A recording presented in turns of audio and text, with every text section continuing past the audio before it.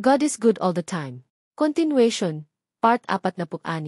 Ingnan natin sino sa atin ang ibuburol. After sinabi ni Dad yon in just a second huminto lahat, and it became clear and peaceful yung way niya. So patuloy si Dad sa paglakbay. Till nakarating si Dad sa bahay. At kinuwento ni Dad ang mga pangyayari na yon. And alam ni Dad na may nangyayari in the spirit realm, kasi nag-release siya ng prayer sa encounter na yon sa cemetery. And kinabukasan naririnig ni Dad na may namatay daw na matanda sa kabilang baryo. And nagtanong si Dad ano daw ikinamatay. Sabi ng mga tao internal bleeding daw sa may chest niya pababa sa may stomach. Nagtaka mga tao kasi healthy daw yung matanda na yon ni hindi nila alam nagasakit tapos namatay na lang ng biglaan. Sabi ni Dad, oh well that's life. May kanya-kanya talaga tayong hantungan and is unexpected depends sa ginawa mo sa kapwa.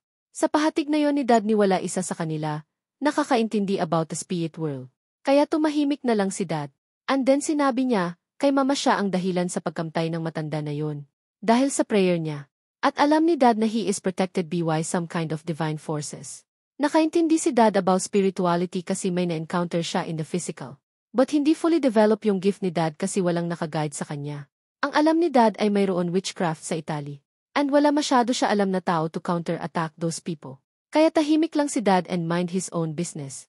Basta hindi lang niya sila galawin at ng pamilya ni Dad, kaya lahat na tao sa bayan nila Dad ay respected talaga siya. Kasi he is always doing the right thing.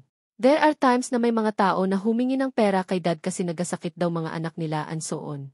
But kahit wala pera si Dad tutulungan pa rin niya yung tao na yun. Kasi may alam si Dad na tao na lalapitan niya, and hindi siya makahindi sa pera if si Dad ang mag-ask. The fun part ay ang sinabi lang ni Dad na may gusto siya gawin sa pera na yun. And yung tao na yun ay hindi naman nag-ask na madami pa kaya ninigay niya, kay Dad ang hininga niya, and sobra-sobra pa nga ang binigay niya. Apos yung tao na natulungan ni Dad ay sabi naman niya sa kanya, na hindi niya kaya bayaran yun yung pera na yun, but they can give him some harvest sa farm nila, and ibigay nila kay Dad yun. And naman sinabi ni Dad na hindi siya nag-after sa bayad. Si Lord na lang ang magbigay sa atin lahat na anuman need natin sa buhay. Kaya yun. Apos nalalaman din ng tao na nilapitan ni Dad na yung pera pala na hiniram ni Dad ay para dun sa tao na yun. Nagalit yung tao, bakit hindi daw sinabi ni Dad ang totoo sana naman daw makatulong din daw siya sa kapwa na nangangailangan. Sabi ni Dad hayaan mo na yon and babayaran ko yung hiram ko sa'yo sabi ni Dad.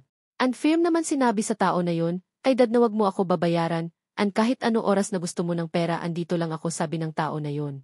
Si Dad ay magaling mangutang para sa ibang tao if they really need that money. But sa family niya mismo hindi yon gagawin ni Dad. Kahit hindi siya kumakain ng 3 araw. Abangan ang susunod na kabanata.